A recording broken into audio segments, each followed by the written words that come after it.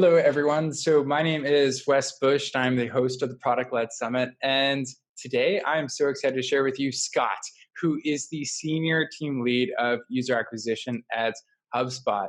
And today we're going to be talking about a really cool topic that I'm so excited about, which is all about how HubSpot approaches their freemium acquisition. So, we're going to touch a little bit on freemium, but also really just diving into how Scott really thinks about user acquisition like an investment portfolio, and what are some things that you could really do and walk away from whenever it comes to setting up your user acquisition strategy for success. So whenever you're thinking about how to acquire a lot of users and also make sure they're actually good ones who end up using the product and actually purchasing it, how do you approach your user acquisition strategy? I know you mentioned when we were talking a little bit earlier, you approach this like an investment portfolio, but I'd love to just hear your thoughts about this and really kind of understand it.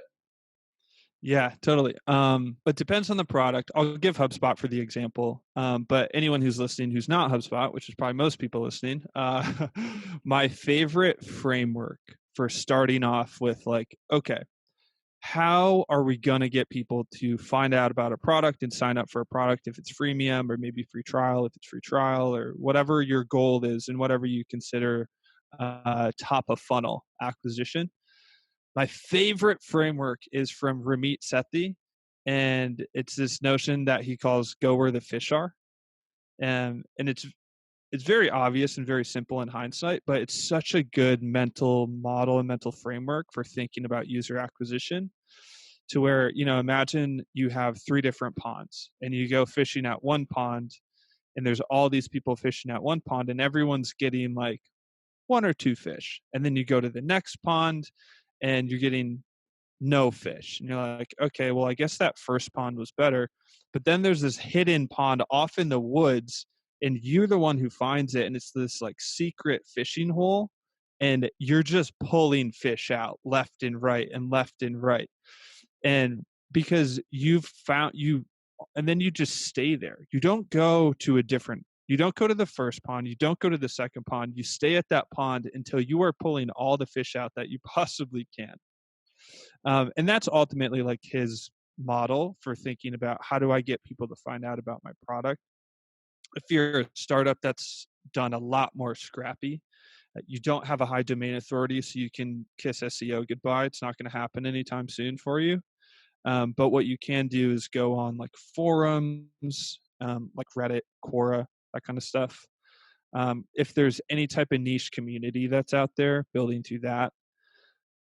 And then paid, of course, is huge. And kind of getting like some form of incentivized virality when you're early, because Loom they're a little more mature now, but they were very early. And so that was one of the mechanisms that they used was incentivized virality. So anyone out there, I would say that is a very prominent one. But yeah, Wes, going back to your question, it's like, how would you think about user acquisition, at the very start? Ultimately, use that go where the fish are mindset to identify like, all right, where are those ponds, so to speak, where my fish are at? But I can talk about how we think about it at HubSpot, in particular with our model we have right now, if that would be helpful. Yeah, definitely. Go for it. Okay, cool. Yeah, ultimately, we think about our user acquisition like an investment portfolio, so to speak.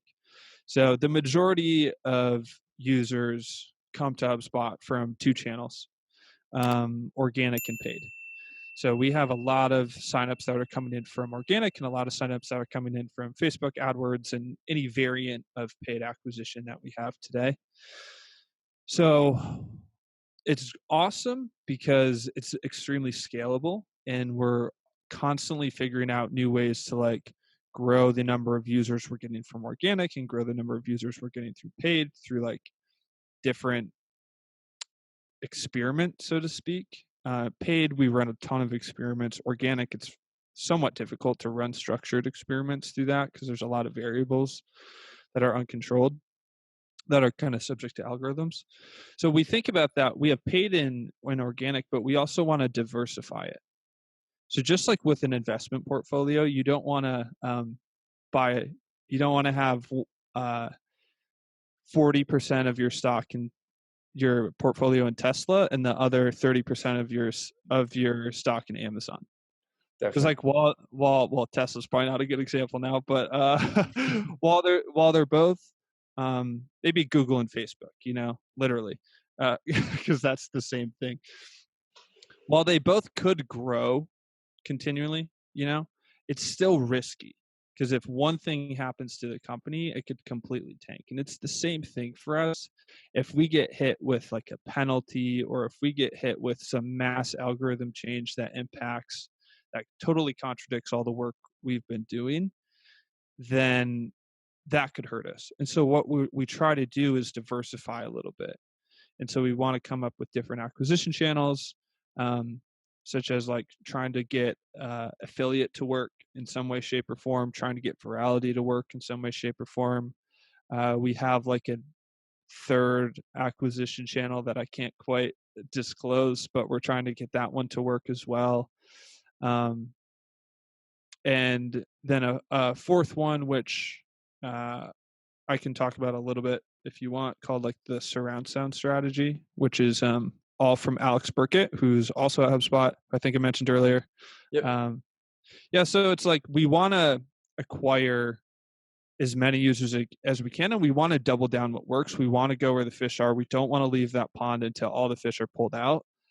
But it's also risky because once you pull all the fish out of that one pond, like you need to hedge your bets a little bit and you need to be able to know where the next pond is, so to speak. Okay. And so, as you're thinking about developing some of those new channels, whether it's virality or even some of those secret ones, I mean, how do you really go about prioritizing and really, even with your budget, for instance? I mean, if we're comparing this apples to apples with an investment portfolio, I know a lot of smart investors will put maybe 5 to 10% of their money in a place where they just like, if we lose it, that's okay. But this 10% could really be the next 90% of our growth. So how do you go about that from like a even budget planning perspective and really diversifying your risk?